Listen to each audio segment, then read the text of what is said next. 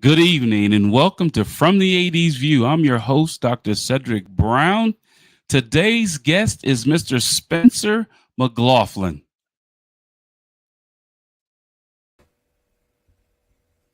Hey, Spencer, how are you? I'm doing outstanding, Cedric. Great to be with you. Absolutely. Hey, Spencer, we're going to have a couple topics to talk about.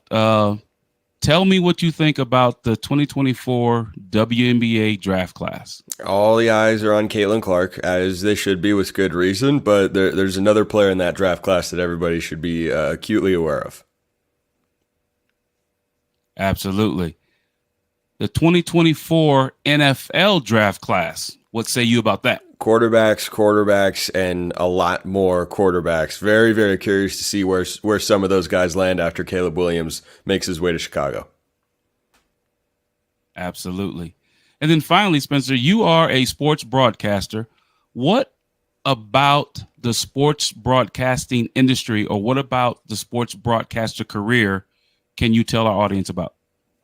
Well, I mean, I can tell the audience about everything that I've ever done, why I do it, and why I love it. But I mean, fundamentally, it's just a fun job. I get to wake up, talk about sports every day. There's nothing better. Absolutely. These topics and more on From the 80s View. Let's get it.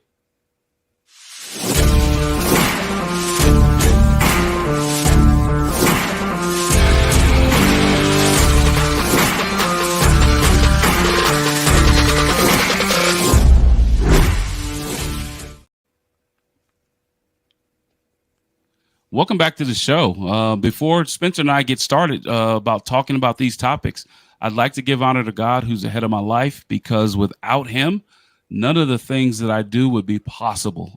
As a father, as a husband, as a professional, none of those things would be possible. So I definitely want to be able to give him thanks and honor for those things that he's done for me. Let's bring back Mr. Spencer Mclaughlin, who is formerly sports broadcaster for KSCU 103.3 FM, former broadcaster at Eastern Oklahoma State College. He's the host of Locked on Ducks and Locked on College Football, the podcast, and currently is a sports broadcaster at SUU for ESPN Plus. Spencer, welcome to the show. Thank you for having me, Cedric. Hey, man, you and I have grown to know each other a little bit more. And I must say, Spencer, that watching you do what you do and seeing how you carry yourself, somebody might say that, you have to be seasoned for this many years or this many, seasons or have this many jobs. Spencer, you're a young man, and you do a remarkable job. So I just wanted to share that with you as a colleague and as a friend that you get it done. So let's get into some of these topics, right? So on this past Monday, April 15th, of the 2024 draft in Brooklyn, New York, and I don't like to say Brooklyn too much because I'm in the Bronx. I'm from the Bronx, so I don't like to say Brooklyn too much, right? Can't be shouting it out too much on the show. You just can't be doing it, obviously. Right. Exactly. But we had a 2024 WNBA draft. The draft class was great. It was rich with talented young women that play basketball. The headline was Caitlin Clark, right? What do you think about this WNBA draft class, Spencer? Well, I think Caitlin Clark is as close to a no-brainer number one pick as we've seen in any sport probably ever. I mean, Andrew Luck was a consensus. Trevor Lawrence was a consensus number one. Caleb Williams is going to be, and I still don't think that any of those guys are in the same stratosphere of this has to be the number one overall pick as Caitlin Clark. Like, not just because she's a great player. Everybody knows that she is. She's, the female version of Steph Curry, right, when you watch her play. Right. And there's just nobody else that plays like that. That's why she's grown so much with her popularity and her fame and endorsement deals. She seems like she's a nice enough person. So I've never met her personally, but she seems like she's a good person to be around. Did you see her on SNL, Cedric? She was hilarious. I thought it was great on SNL. I thought hilarious. It was great. But when you're trying to kind of catapult, essentially an entire sport, and you're the face of it, you're at the center of it. I think doing things like that is really beneficial for people. So I think she's easy to root for. I think she is very likable. She is an incredible player, and I think the player part makes her an easy number one pick. But then you think about the other side of it as well. Like you look at the viewership numbers that she's brought to women's basketball. Absolutely. We've never seen anything like it. Okay, that's not to say there haven't been great women's players. 12 million. There have been. Oh, they had over 19 watching the national championship. It outdrew the men's game, which is a crazy concept, but that's the reality there. But I think drafting her is not just a good basketball move; it's a good financial move, because that is like she is the attraction. She is the draw. So if you're the Indiana Fever, who have of course struggled, that's why they have the number one overall pick.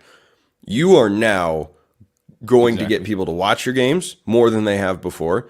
But you're going to get people to come to the arena. Come to the games? Yeah. You're going to get people to go like you haven't seen before because they want to see her. And I think that is what makes it such a don't think about it, don't even look at other players' number one overall pick when you're running a WNBA franchise here is like, okay, yeah, she can revolutionize our team. She can change things, a lot on the court, but she can be a draw that you just can't find anywhere else. There are other great players in the draft. Cam Brink from Stanford's amazing, but there's nothing like Caitlin Clark. I feel like I don't want to overstep because I think it's still early in her. Obviously her professional career hasn't even began, but it feels like the importance that she has to women's basketball is what Tiger was to golf, where you all of a sudden are bringing it. Like she is the reason people watch. Tiger was the reason people watch golf. No one cared about golf. It was a snooty, exclusive sport that was just a bunch of guys smoking cigars and hacking away. And then Tiger was there. And then you watched because Tiger was there. Right. And Caitlin Clark is the same thing. It's like you watch because she is there. You don't watch for anything else. Exactly. And the one thing, well, my son, my second born is going to be absolutely thrilled that she's at the Indiana Fever because he lives in Indianapolis, about to be a firefighter there. And so he's thrilled about that. And then he's also going to be thrilled about when we talk about this NFL football draft, because there's a young man from Notre Dame that's probably going to get drafted. When you look at the draft order, and I'm looking at this, Indiana Fever selected number one, Caitlin Clark, LA Sparks, Cameron Brink, which you talked about, center from Stanford, the Chicago Sky, Camila Cardoza, the center from South Carolina, LA Sparks, number 4 with Rakia Jackson, Dallas Wings, that got that Chicago pick, which J.C. Sheldon from Ohio State, the Washington Mystics, Aaliyah Edwards from UConn. And then this was a surprise to me. The Sky traded up to get to number 7 and selected Angel Reese from LSU. And then someone who's probably dear to our heart, number 8 pick for the Minnesota Lynx, Alyssa Peely, from Utah. Love that. That is a great that's a great 8 draft class for our women. I mean, and you and I got to see Alyssa Peely play. She's a beast. Yeah. She gets it done, buddy. I mean, she came and played probably three quarters for us. I don't even know if it was, and had 20 and 14. Well, the other thing about her is the game comes so easily to her. Like when you watch her play, not that she is lazy by any stretch of the imagination, but it doesn't look like she has to always try very hard.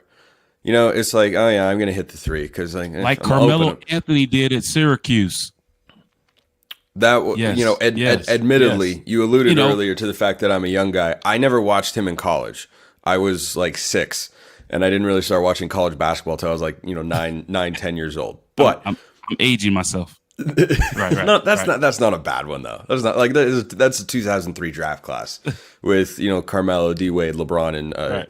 Chris Bosh. And anyway, I think that the way that Peely plays feels so in control. She feels like she's got a little Nikola Jokic to her game, where she's just controlling the tempo, the pace, the shot selection, where the ball goes. She just always felt in control. And when we had the opportunity to watch her in person, and I was calling the game when they came to Cedar City to play Southern Utah, that's what I felt watching her. Is she was just in complete and utter control. And I'd be remiss if I didn't shout out that Megan Smith was giving her a tough time at the offensive end of the floor when that game got going. But Utah got a big win. That was pretty expected. But yeah, I was really, really impressed watching Alyssa Peely play. And so, the Chicago Sky, they trade up, right? They already had Camilla. They trade up, and now they add Angel Reese, right? 2 years ago, I believe, maybe 3 years ago, won the WNBA championship. And now can you call them the favorites, or is LA? I mean, is Las Vegas, still the favorite to maybe win the championship? I have a hard time going against Las Vegas. If I were to be a betting man, I would have a hard time saying, yeah, I'm going to pick against Las Vegas right now. That's a difficult proposition. That's like picking against the Chiefs. Are you gonna? How many people were betting against the Chiefs? Oh, they're underdogs. Vegas knows this is their time. They're going down, guys. They're not gonna. Yeah, they won the Super Bowl again. Okay. Right. And had a tremendous season. Nobody thought they were going to do it and we're going to talk a little bit about that probably after the break. Everybody expecting Aaron Rodgers to come over to the New York Jets and do something. And I'm a Giants fan, but I'm a New York fan, right? So if the Giants aren't playing, I can root for the Jets a little bit. But I think that, Candace Parker, she left Chicago Sky, won a championship in her home city. Help them win a WNBA championship. I don't know though, man. I think Chicago with those two women and the way they play, they can go big with both of them and play Camilla at the center and play Angel at the forward, or so I don't know. And they're young, and I agree with you. I agree with you, Spencer, that until you defeat the champion, they are the champion. So I agree with you. Yeah. But Spencer, stay with me because I have to pay some bills. And we're going to go to a short break. You are watching From the AD's View. I'm your host, Dr. Cedric Brown. We'll be right back after this break.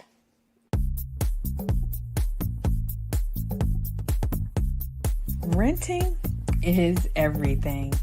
It's style at your doorstep, off the runway and into your closet. It's every trend you've been dying to try and every designer you've yet to discover. It's wearing it your way every time and making it count everywhere you go. It's never worrying about what to wear because something new is always coming your way. That's why renting is everything. New styles, top designers, all for a flat monthly fee. Start your subscription at renttherunway.com.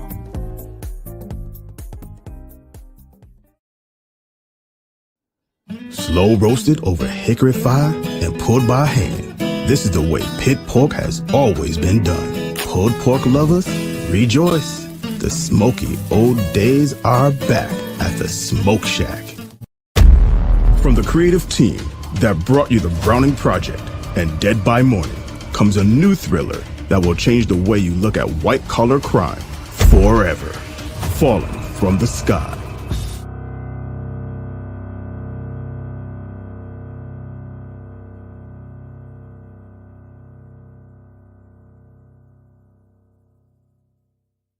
Water. It's everywhere.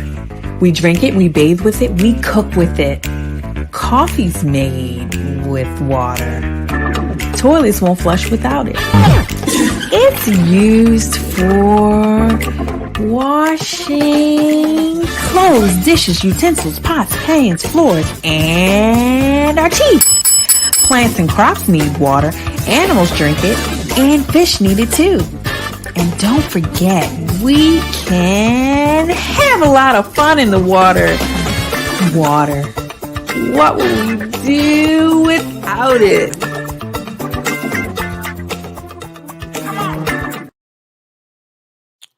Welcome back to the show. You're watching From the 80s View. I'm your host, Dr. Cedric Brown. Before we get back to our guest today, I'd like to talk a little bit about my book.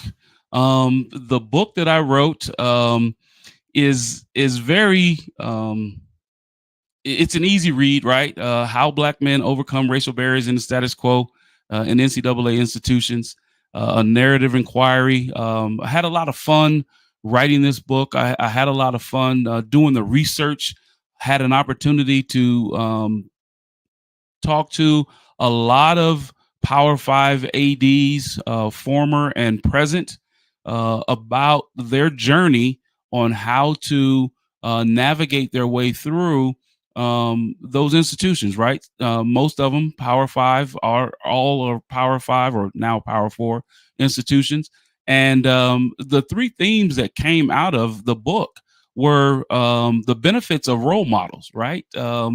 Individuals that are looking out for you, that have been through what you're going through and have been where you're aspiring to go to. And so that was a very important theme that came out of it.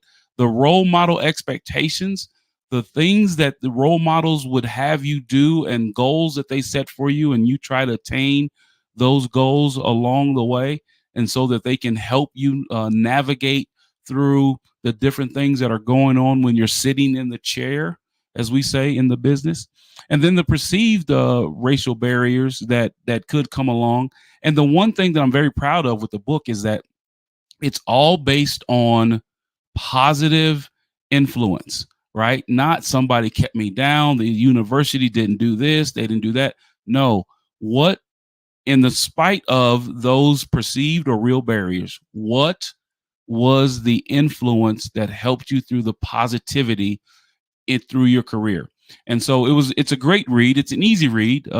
Some of it's technical, but if you get it and you are in the business and you're looking to find ways to navigate this business to get to where you want to go to, take a look at it. You can purchase the book on Amazon.com. And again, the title is How Black Men Overcome Racial Barriers and the Status Quo in NCAA Institutions. It's a narrative inquiry. If you want to learn more about what I do and services that I provide, go to cedricandbrown.org. If you'd like to see past episodes, you can go on cedricandbrown.org, or you can go to my YouTube channel, which is Dr. Cedric M. Brown. And From the 80s View is seen on Sunday evenings at 6:40 Central, 7:40 Eastern. And you can see more exciting guests like Spencer Mclaughlin, and you can see more episodes on From the 80s View at that time. And now let's bring back Spencer Mclaughlin to the show.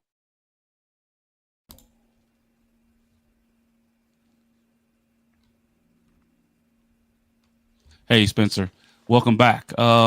We left off talking about the WNBA, but we kind of bled over into the NFL. What say you about this upcoming NFL draft class? It's going to be in Detroit. It's going to be Thursday evening. We're going to, I help on a fellow colleagues podcast, Jasmine Pollock. She's on Impression Sports Talk, and I'll be on her show that Thursday night for the NFL draft for the first round. it's an exciting time for the NFL. What happened with Detroit, what happened with San Francisco, obviously what the repeat for the Kansas City Chiefs. What do you think about this draft class?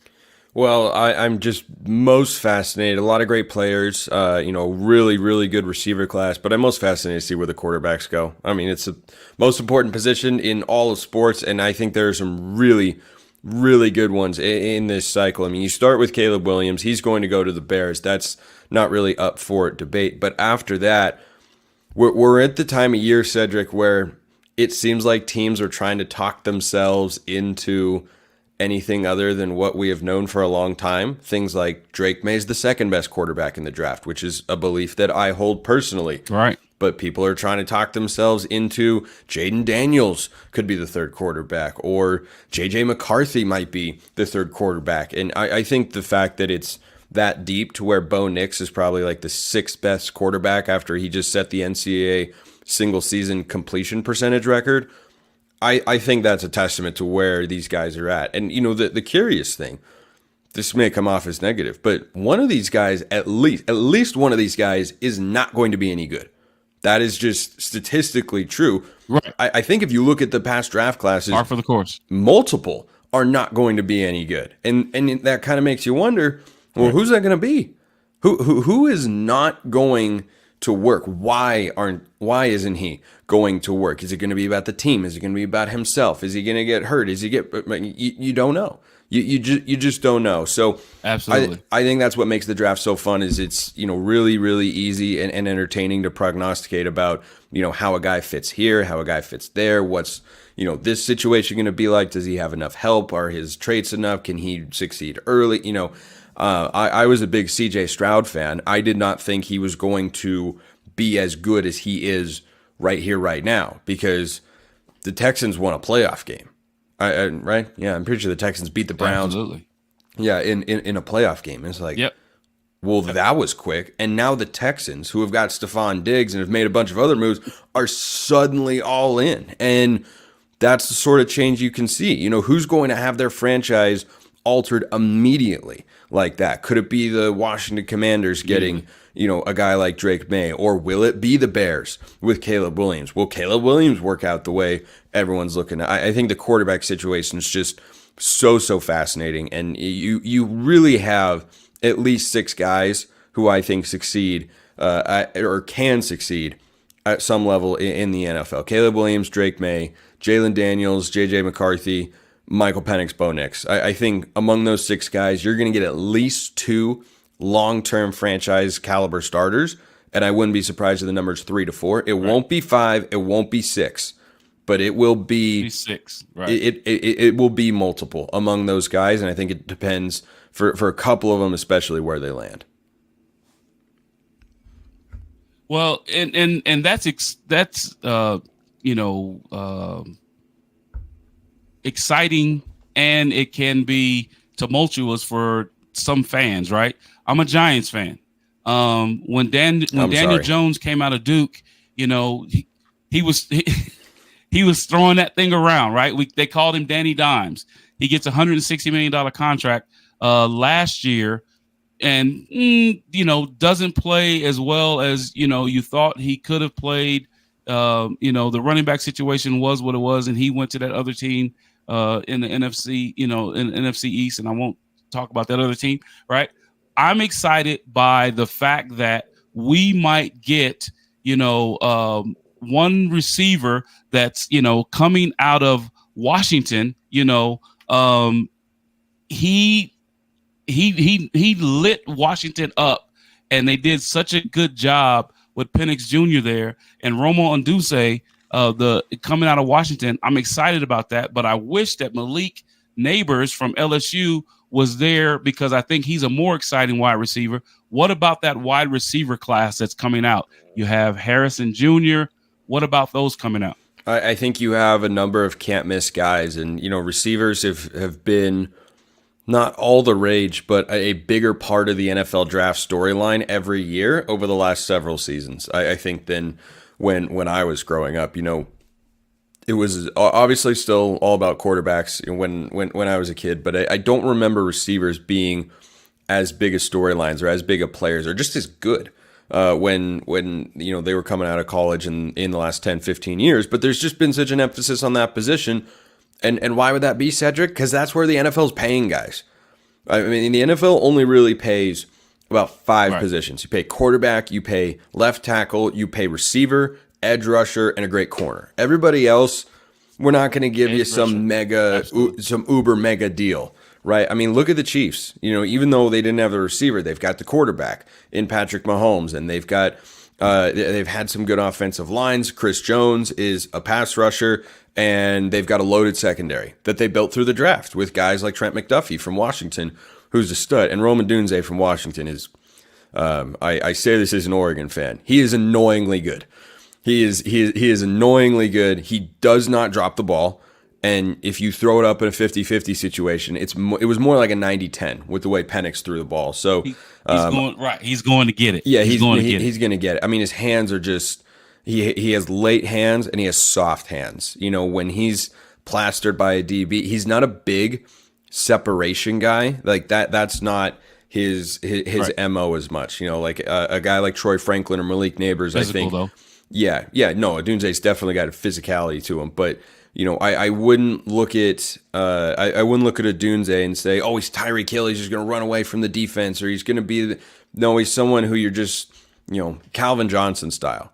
Was Calvin Johnson ever known for being wide open all the time because he just cooked DB? Like he could, but what do you think about with him when you think Calvin Johnson? You think, oh, I'm just going to throw it up and he's just going to go get it. Well, you throw it up to Rome Dunze, guy's just going to go get the football.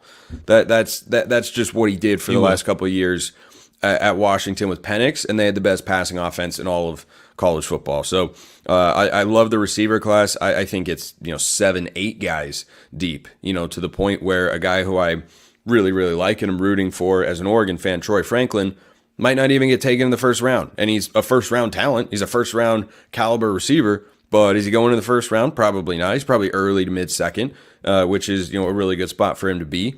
And gosh, if he goes to the Chiefs, I think the Bills could work. But if Troy Franklin goes to the Chiefs, I will be I will suddenly do a 180 on how I feel about the Chiefs lately. That's where that would be, because I think it would be so much fun to watch that take place. Right. And so you mentioned the offensive line. Tackles are very important. Blindside tackles, left tackles are very important to quarterbacks. I talked about my son earlier today, Notre Dame is predicted to draft Joe Alt, offensive tackle out of Notre Dame. My son will be very happy about that because he's a huge Notre Dame fan. And then Olu Fashanu, offensive tackle out of Penn State, is predicted to go to the Jets, where Aaron Rodgers needs someone to protect, his left side, right? Because he's coming off that injury next year. What do you think about the offensive tackles that can potentially make an impact in this year's season? I think both of those guys are day one starters. I don't think you're going to have to see too much of an adjustment period either. They are experienced. They're productive. They've got the physical traits. I mean, there's nothing really that you look at and say, I got a big question there. I don't know if he can really do this. You can ask that about quarterbacks. You could even ask that about receivers. But when you look at Fashanu and Alt, I think they could go in either order. Joe Alt is probably first in terms of offensive tackles coming off the board. But if you're getting Olu Fashanu as the second tackle that's taken in that first round, don't feel like you're getting a consolation prize. That's just not the case. Right. He's a guy who comes in and starts right away and will have very, very high expectations, like we've seen with some other young tackles who have been taken over the last few drafts. You think of a guy like Tristan Wirfs with the Bucks, or you think of who was the guy from Northwestern that was taken by the Chargers. His name is on the tip of my tongue, and I'm missing it right now. But you can keep going. Yeah, I don't. And we took Neil from Alabama. The Giants did a couple years ago. So you're right. you are absolutely right that they are going to make a difference and can make a difference in that draft. And hopefully, my Giants, in the second or third round, get an offensive lineman that can come and solidify that line for Daniel Jones, so that my Giants can get back to, being in the Super Bowl conversation at least. I bid the Giants good Mark luck. Bavaro and I bid the Giants good and luck Phil getting Simms. to a Super miss Bowl my guys. with Daniel Jones. I can't. I can't believe they gave him that contract. By the way, I'd be remiss if I was mentioning all these past first round tackles and didn't talk about my guy Penei Sewell with the Lions. Big part of the reason that they, have had this resurgence. Like, they've had such a good operation recently with their front offense, and Dan Campbell's their head coach. But Penei Sewell out of Oregon, another offensive tackle, came in, impact starter right away. And look, offensive line's not flashy, but a running back could be seen as kind of flashy. Well, guess what? Running backs aren't any good if they don't have an offensive line that's worth a damn to run behind. And so, those guys, I never ever overlook them, and I think you got a couple of really, really good tackles there at the top of this draft class. Absolutely. And as we close the show, Spencer, you are a sports broadcaster, right? And that career, I watch you, and you are excited. You're excitable. You make it seem very easy to do. It's effortless for you. And in a minute or so, tell us a little bit about your journey as being a broadcaster. Yeah, I was involved with college radio at KSCU at Santa Clara, where I graduated in 2020 in the COVID year. And that first year out of college, I did radio and TV play-by-play and a little sports talk at a local campus station at Eastern Oklahoma State in Wilburton, Oklahoma. And then I got an opportunity to go to Southern Utah, and my role was going to be for a few select sports at the beginning, and then that is just steadily, expanded. And then, frankly, it expanded quicker than I thought it would. I hoped it would, and I've been very, very grateful to be the voice of the Thunderbirds. I don't have verified data in front of me, but I think I'm one of the 5 or 10 youngest Division I play-by-play voices in the entire country, and that's not something that I take lightly. And I'm glad to hear you say that it sounds easy for me, Cedric, because it's definitely not. But that's, of course, what you're trying to accomplish, is let your preparation and trainings and teachings and everything show through. And I've put a lot of time into being the best I can be. I still put time into being the best I can be. I'm constantly self-critiquing. I was just on the golf course yesterday and trying to think of some new vocab words, because I was playing golf with a guy who I didn't know. And, I stood up to the 16th tee at Cedar Ridge, and I hit a really nice drive. And he said, "Oh, that's pummeled." And I just thought to myself, pummeled? That's a good word. I'm using that in the softball series next week. That's that one. That one's coming out. And, right. I just, right. I mean, it's who I am now. I do podcasts as you mentioned, Locked On College Football and Locked On Ducks, and doing play-by-play is just the best. It is the absolute best. There's nothing like calling a really exciting game with a great crowd. At SCU, I think of any time Southern Utah and Utah Tech get together, big game, big crowd, great atmosphere. Those are the moments that I live for, and I never want to end. I want those games to go into 6 overtimes. I want to just keep on right. calling them. But I relish every opportunity truly that I get, because it's a privilege to be in the position that I'm in. I don't take it lightly, and I love it more than I ever thought I could love a job growing up. I didn't even think this was possible as a job growing up as a kid. I didn't decide to be a broadcaster until just before my senior year of college, and that was by far the best decision in my life I've ever made. Absolutely.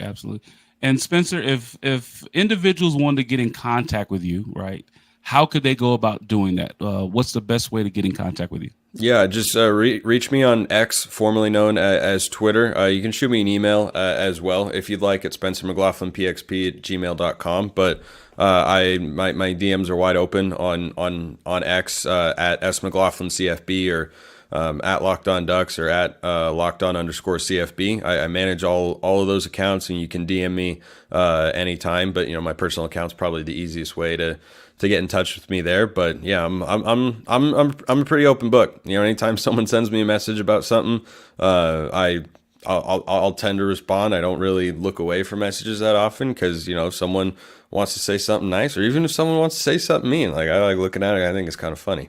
That just comes with the territory of being a personality there. But yeah, you guys can always reach out anytime. It does. And the last thing before we go, Spencer, I ask all my guests at the end of the show, and it doesn't have to be heavy, but Spencer, what does faith or spiritualness mean to you? I keep it on the personal side, and what I mean is, I think having faith in yourself is probably the most important thing, at least from where I come from. It's something that I work on a lot in my golf game. Like I've tried to work on, the mental side of things for many years because I've struggled with that. It's really, really hard, and I don't struggle with it as much in my professional life because I have more confidence or faith that I am prepared, that I'm ready, that I'm good enough to be doing what I'm doing, or that what I decide to call or what I say is going to be right. And that's kind of where I come at it. Is I try to have faith in myself that I know what I'm doing, that I am prepared, and I can accomplish whatever task is right in front of me in the moment, or in the long run as well. Absolutely. Well, Spencer, I appreciate you, man, for being on. And like I said, I believe that you are one of those up and comers in the business. And I believe that you're going to be not just the voice of the Thunderbirds. One day you're going to be the voice of someone else doing something spectacular inside the business and the industry of sports broadcasting. Because you get it done, Spencer, and you are doing a remarkable job, man. So thank you for being on the show. I appreciate it. Yeah, thank you for having me. I appreciate the kind words, Cedric. And as it pertains to the future, I always say I'm just trying to get through tomorrow first. Absolutely. Well, I'd like to thank Mr. Spencer Mclaughlin for being on the show with us today. And as I close the show, as I do all the time, I just want to talk about something very quickly.